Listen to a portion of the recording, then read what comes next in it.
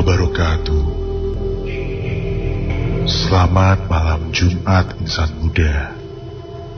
Malam ini kita akan kembali mengajak kamu untuk kembali berpetualang ke mimpi terburuk kamu. Selama kurang lebih 1 jam ke depan, kamu akan mendengarkan pengalaman dari insan muda yang sudah pernah mengalami kejadian-kejadian yang menakutkan.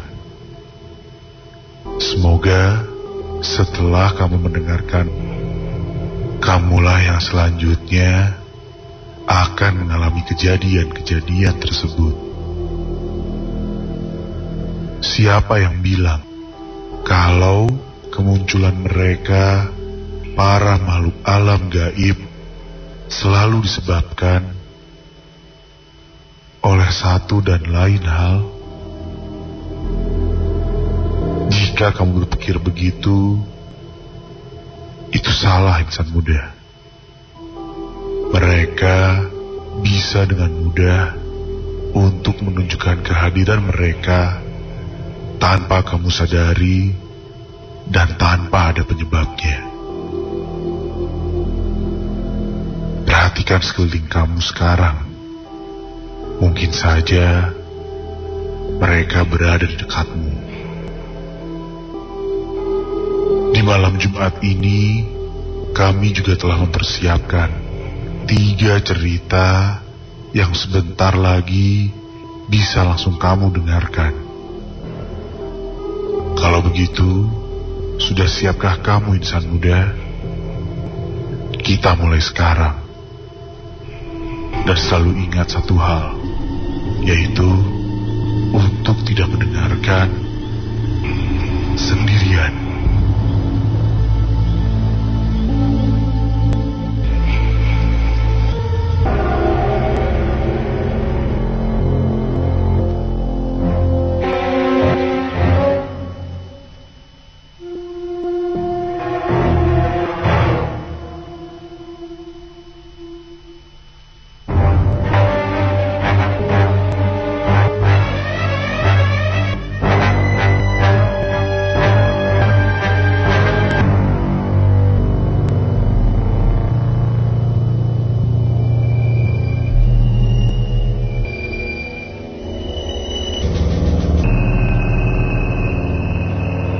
Namaku Rian.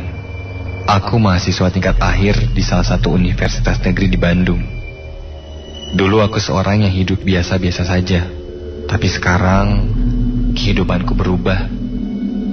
Perasaanku kini ada di dalam ketakutan dan perasaan bersalah yang amat sangat.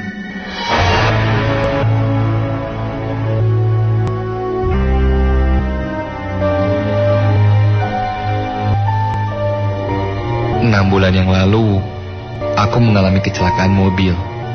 Mobil yang aku kendarai menabrak motor sampai pengendara motor tersebut meninggal dunia. Aku sempat mengalami syok berat ketika tahu pengendara motor tersebut meninggal dunia. Aku hanya mengalami luka ringan saja, sedangkan Kiki temanku sempat pingsan. Aku sempat mengurung diri di kamar selama sebulan dan tidak ada nafsu makan sedikit pun. Aku selalu diteror keluarga korban yang meminta pertanggungjawaban atas kematiannya. Dan kejadian ini aku alami 2 minggu yang lalu ketika aku hendak menjual mobilku.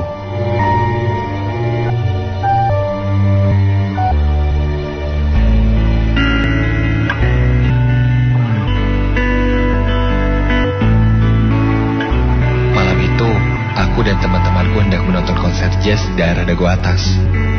Seperti biasa, aku menjemput teman-temanku dulu, Maya, Reno, dan Kiki ke rumah mereka. Teman-temanku sejak tadi terus saja meneleponku, menanyakan keberadaanku. Wajar saja, karena aku membawa mobilnya pelan-pelan. Jujur, sekarang aku jadi sangat berhati-hati dalam membawa mobil, karena aku masih trauma. Aku sampai di rumah Kiki. Kiki terlihat melambaikan tangannya dari pintu. Aku dapat melihatnya sekarang ia sedang memakai sepatu. Dan ketika itu, astaga, terasa sekali ada sesuatu yang menghentakku dari belakang jok. Seperti ditendang. Spontan aku melihat ke belakang dan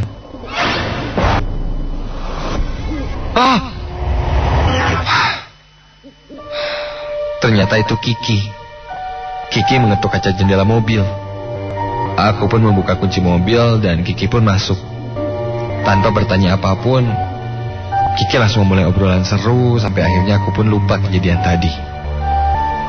Setelah menjemput yang lainnya, kami langsung menuju ke tempat konser. Setelah 3 jam kami menikmati konser, kami semua kembali ke mobil dan akan pulang. Karena lapar, kami pun berkeliling-keliling dulu untuk mencari tempat makan di daerah tengah kota Bandung. Di perjalanan kami membahas seputar konser dan semua tertawa dan bercanda. Kecuali Kiki, yang kini malah terlihat diam saja. Aku pikir Kiki memang ngantuk, jadi dia diam saja.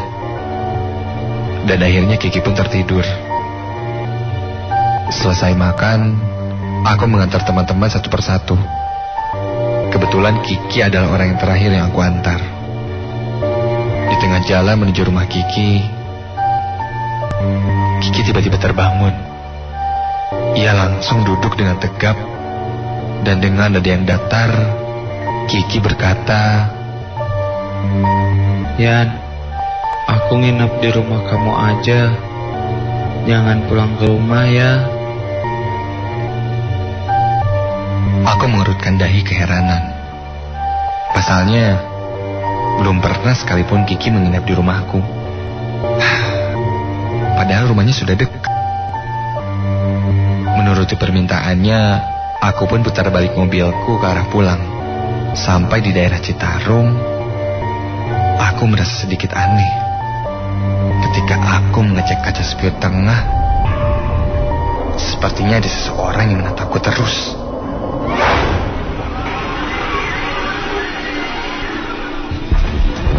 Aku sempat melamun dan disadarkan oleh Kiki yang tiba-tiba saja bertanya, apa aku akan menjual mobil ini? Ya, aku jawab saja iya, karena aku juga butuh uang untuk tugas akhirku. Tapi Kiki malah melarangku menjualnya. Namun, entah kenapa, pertanyaan Kiki membuatku merinding. Tapi jujur, memang semenjak kecelakaan itu, aku merasa selalu ada hal-hal yang aneh di mobilku. Dan entah kenapa, untuk saat ini, aku mulai merasa tidak nyaman dengan Kiki. Aku tancap gas dan sesegera mungkin aku ingin sampai ke rumah. Dan tiba-tiba, astaga, aku merasa menggelek sesuatu. Dan spontan aku menginjak rem.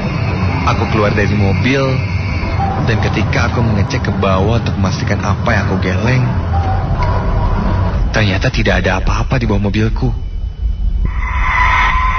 Tiba-tiba saja,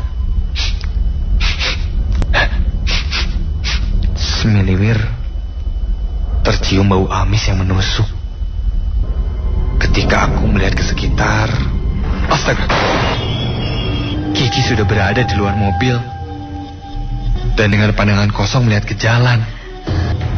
Tangan Kiki terangkat dan menunjuk ke arah jalan itu, seperti mengingatkan sesuatu. Aku baru sadar.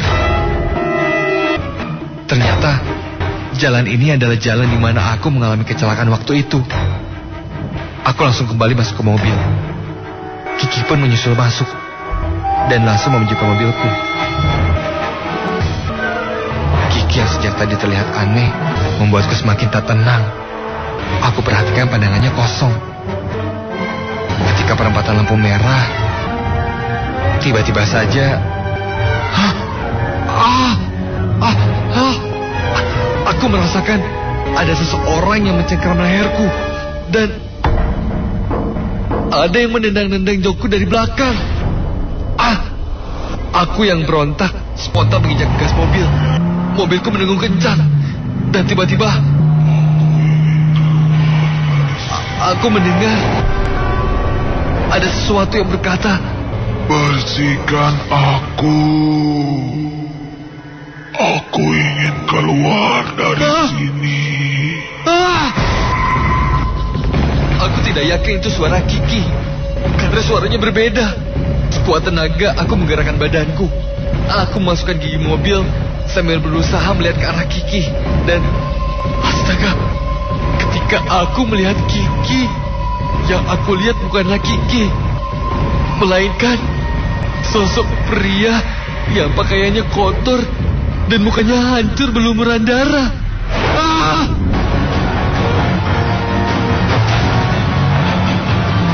Aku langsung tancap gas kencang-kencangnya sampai akhirnya karena tidak kontrol, aku pun menabrak pembatas jalan.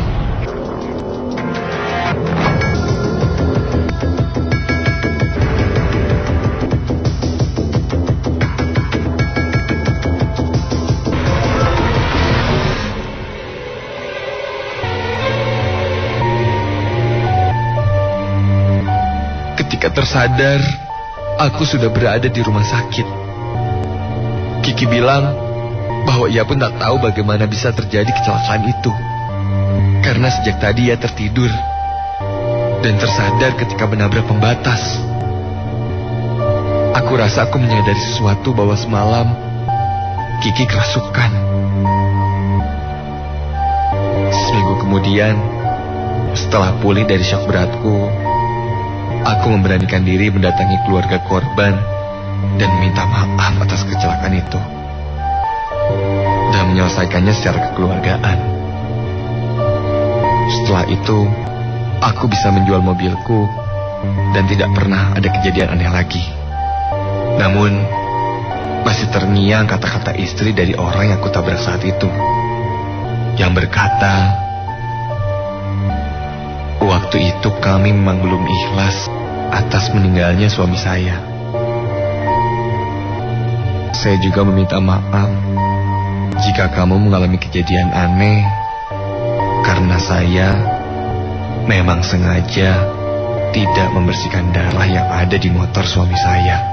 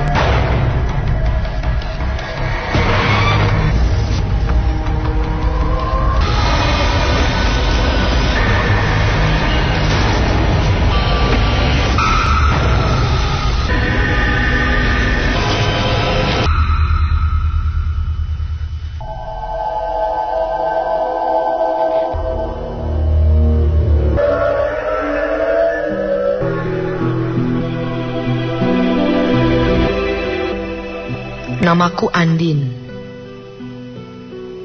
Aku ingin berbagi pengalamanku diganggu oleh penunggu rumahku sendiri. Aku adalah orang yang percaya kalau kita hidup berdampingan dengan mereka. Dan aku juga orang yang percaya kalau mereka yang tinggal di tempat yang sama dengan kita tidak akan pernah mengganggu kita. Pengalaman ini aku alami saat aku ditinggal oleh keluargaku liburan keluar kota beberapa bulan yang lalu. Aku tidak ikut karena aku sedang ujian. Sebelum kejadian ini, memang aku pernah merasakan kehadiran mereka. Tapi itu pun sebenarnya hanya sekilas dan tidak membuatku takut. Pernah aku mendengar suara-suara yang aneh saat tinggal sendiri terjaga di rumah. Tapi sekali lagi, itu hanya samar-samar terdengar. dan tidak menggangguku secara frontal.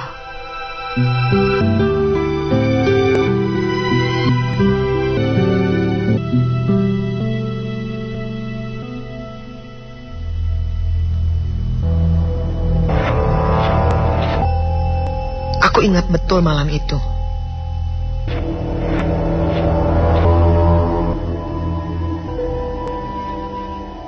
Malam itu adalah malam kedua aku sendirian di rumah. Hari itu aku pulang jam 4 sore dari kampusku. Sesampainya di rumah, aku mengambil Bim-Bim anjingku yang dititipkan di tetangga sebelah rumahku, yang juga memelihara anjing. Setelah aku menyiapkan makanan dan minuman untuk dia, aku bergegas masuk ke kamar dan merebahkan badanku di atas kasur untuk tidur. Sekitar pukul 6:30 malam, aku terbangun. Saat aku keluar kamar, rumahku dalam keadaan gelap. Oh iya, aku memang lupa menyalakan lampu. Karena tadi aku sudah terlalu lelah. Saat aku berjalan menuju ruang tamu, aku menyandung kursi. Au, aduh, au. Kakiku sakit sekali. Sambil terus berjalan, sekelebat aku melihat Bim-Bim berlari melewatiku. Saat aku nyalakan lampu, tak ada tanda-tanda Bim-Bim berada di situ. Aku panggil dia. Bim-Bim, Bim-Bim, Bim-Bim, sayang. Bim-Bim, Bim. Tak ada sambutan dari dia. Ini aneh. Karena biasanya dia selalu berlari menuju ke arahku dengan gemerincing suara kalungnya.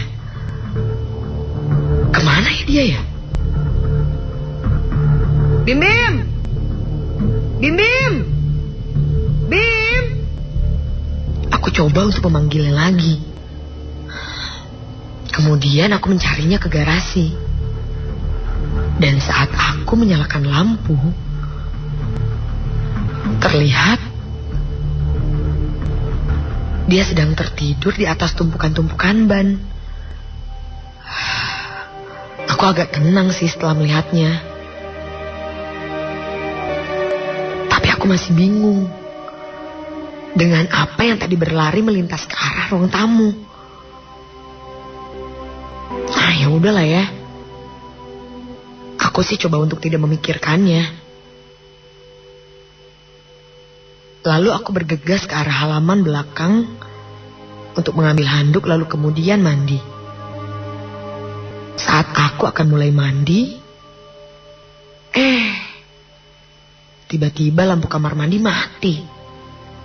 Aduh, kenapa ya ini ya? Kemudian saat ku buka pintu untuk mengecek, lampunya menyala lagi. Aku agak takut sebenarnya. Tapi aku berusaha berpikir positif. Aku kembali menutup pintu dan menyalakan shower.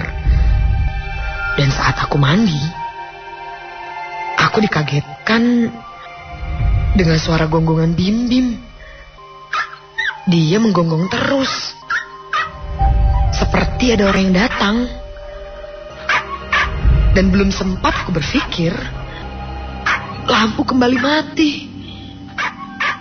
Aku makin deg-degan. Sambil mencari-cari handukku dalam keadaan gelap. Ah, ini dia.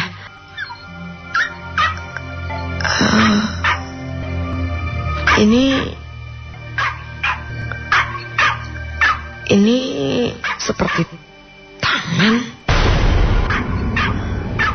Ada jarinya. Tangan yang besar. Ya Tuhan, ya Tuhan. Apa ini? Seketika aku lepaskan benda yang kupegang tadi dan langsung membuka pintu lalu keluar. Karena ketakutan, akhirnya aku berhenti mandi lalu menuju kamar untuk berganti baju, terus keluar dari rumah untuk minta tolong pada tetanggaku. Saat aku keluar kamar, aku dikagetkan dengan keadaan ruang tengah yang berantakan. Bantal-bantal yang ada di sofa berserakan di bawah. Gelas yang kupakai minum saat aku datang tadi jatuh dan tumpah. Tapi anehnya, aku tidak mendengar suara apapun. Gak mungkin Bim Bim yang lakuin ini. Sejak tadi aku mendengar gonggongannya dari arah garasi. Aku tidak melihat keberadaannya. Saat aku masih bingung dengan apa yang terjadi di ruangan tengahku, aku kembali mendengar suara Bim Bim menggonggong dengan kencang dari arah garasi. Aku bergerak mendatanginya, dan sesampainya di sana, dia terus menggonggong sambil menggeram dan melihat ke arah tempat jemuran yang ada di halaman belakang. Dia tampak marah sekali. Ku coba tenangkan dengan berusaha menyentuhnya. Tapi dia malah berusaha menggigitku. Dan sekarang malah menggonggong ke arahku. Bim Bim, bentakku kepadanya. Dia tetap tidak berhenti menggonggong ke arahku. Saat itu juga, aku tiba-tiba melihat sekelebat bayangan yang melintas ke arah dapur. Bim Bim sekarang berlari menuju ke arah bayangan yang bergerak itu. Aku coba mengikutinya.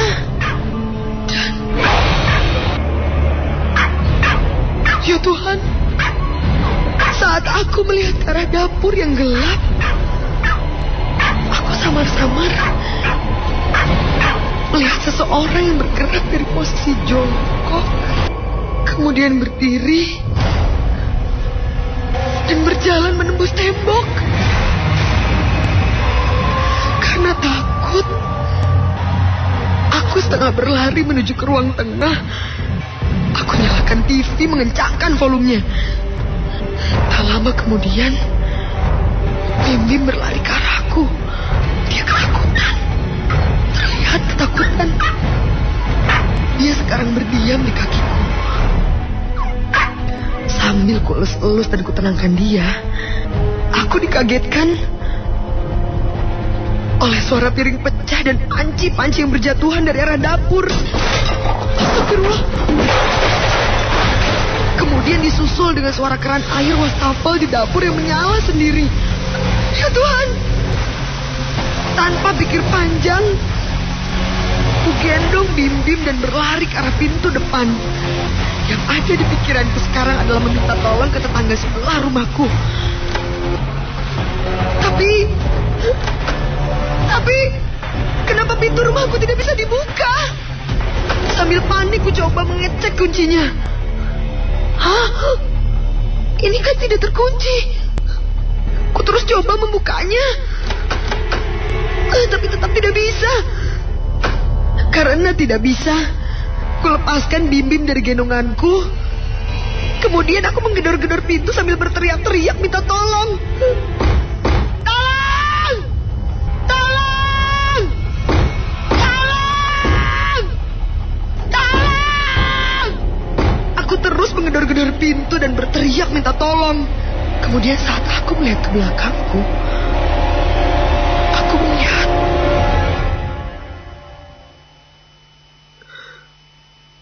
sosok kakek-kakek berbaju putih berjalan ke arahku.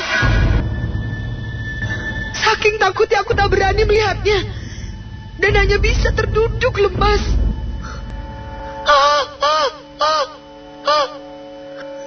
Sekarang aku merasakan ada tangan keriput dan dingin menyentuh mukaku. Seketika aku tidak bisa mengeluarkan suara. Suaraku hilang. Badanku lemas.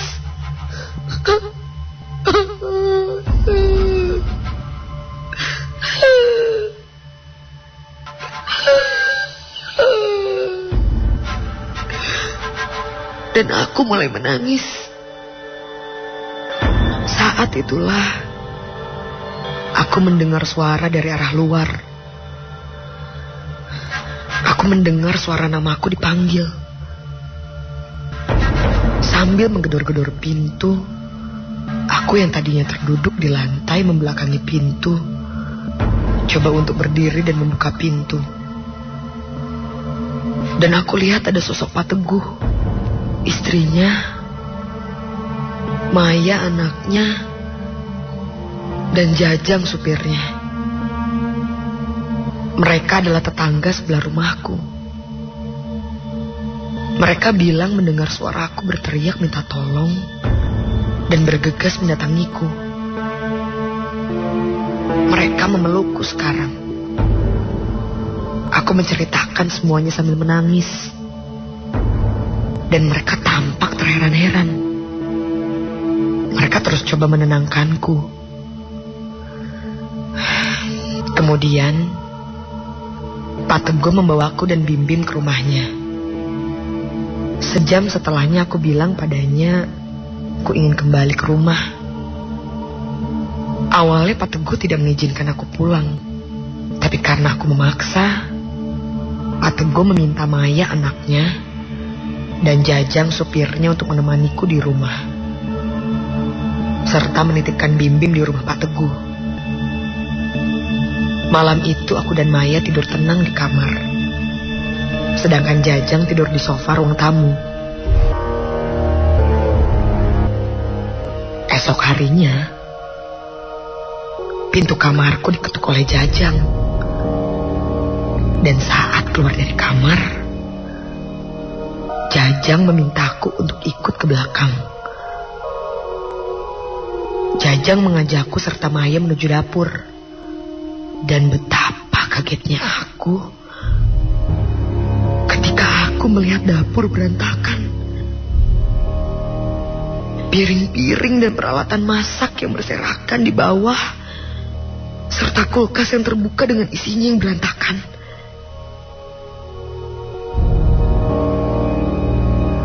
Dan juga terlihat telapak tangan yang berlumpur menapak di tembok dapur.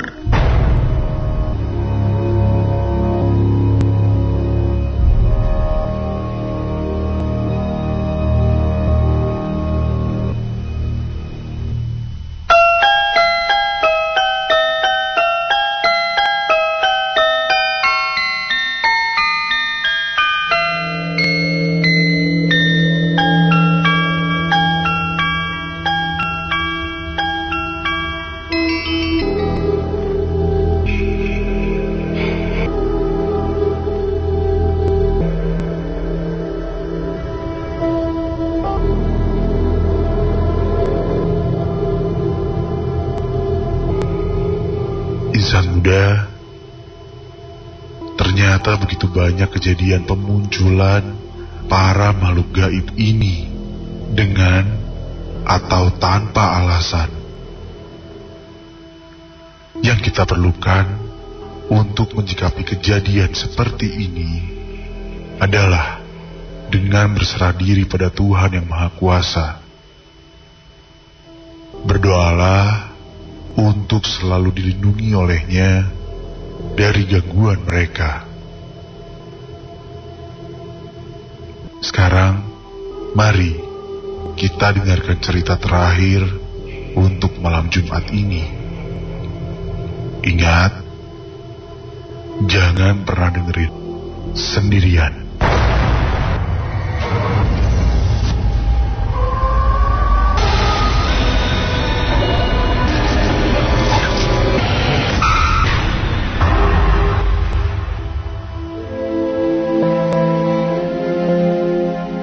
Kami yang kini terbaring antara Kerawang, Bekasi, tidak bisa teriak merdeka dan angkat senjata lagi. Tapi siapakah yang tidak lagi mendengar sederu kami? Terbayang kami maju dan mendengkap hati. Kami bicara padamu dalam hening di malam sepi, jika dada rasa hampa dan jam dinding yang berdetak. Kami mati muda, yang tinggal tulang diliputi debu. Kenang, kenanglah kami. Itu tadi sepenggal puisi karya Hairil Anwar yang berjudul Kerawang Bekasi. Sebuah puisi yang membawaku akhirnya tahu sebuah misteri yang ada di kampusku. Namaku Ilham, seorang taruna tingkat 1 di salah satu sekolah tinggi kedinasan yang ada di Bekasi. Setelah 3 bulan pelatihan, akhirnya aku bisa merasakan jadi taruna yang sebenarnya. Dan malam ini adalah malam pertamaku ditunjuk sebagai piket malam.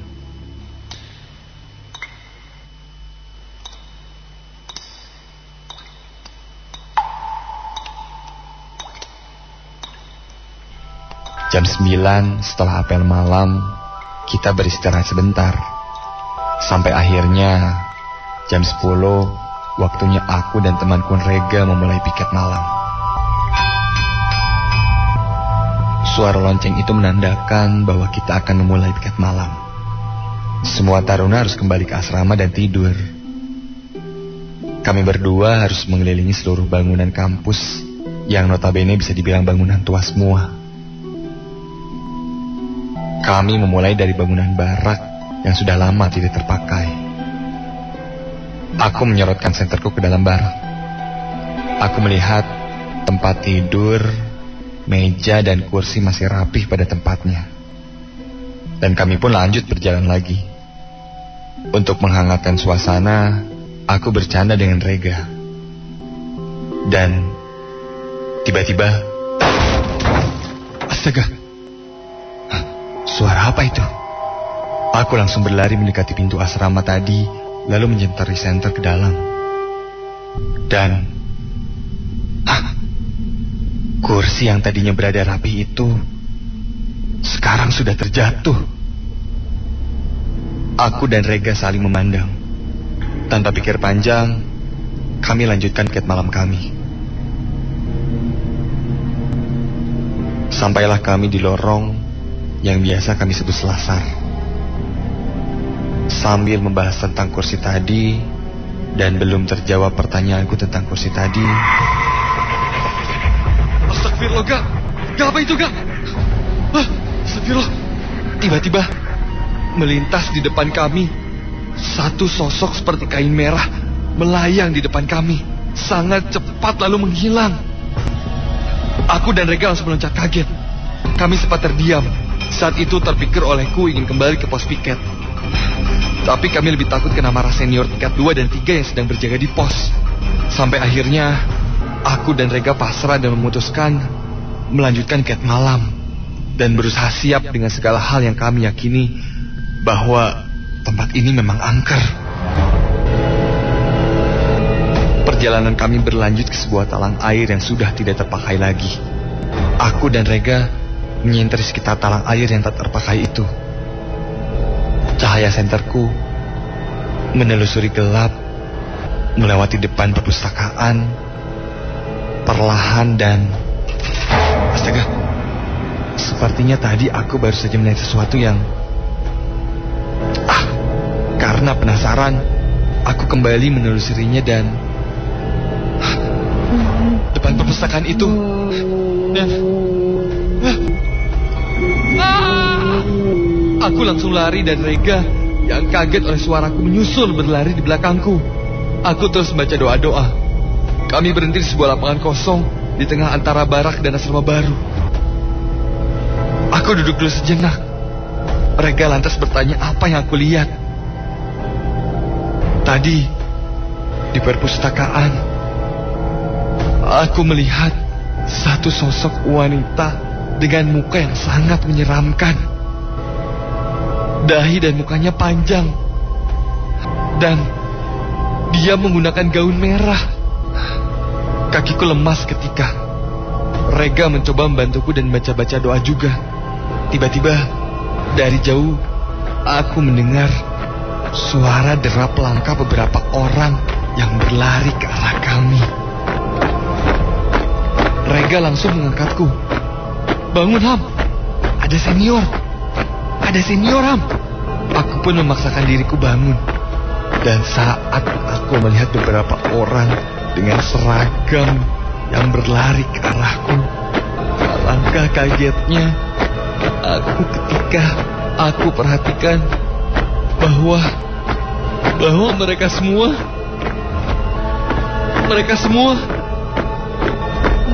tak berkepala.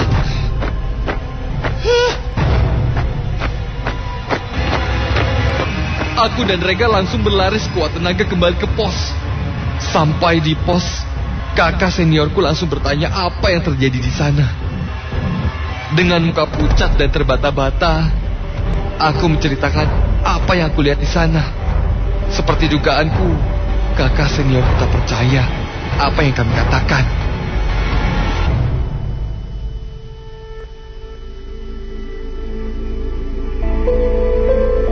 Sampai salah satu dari kakak seniorku yang sudah tingkat 3 angkat bicara.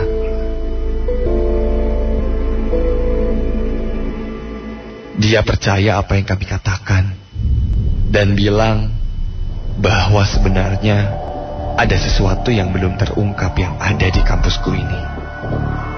Dulu pada tahun 1947 terjadi sebuah peristiwa sejarah yang dikenal dengan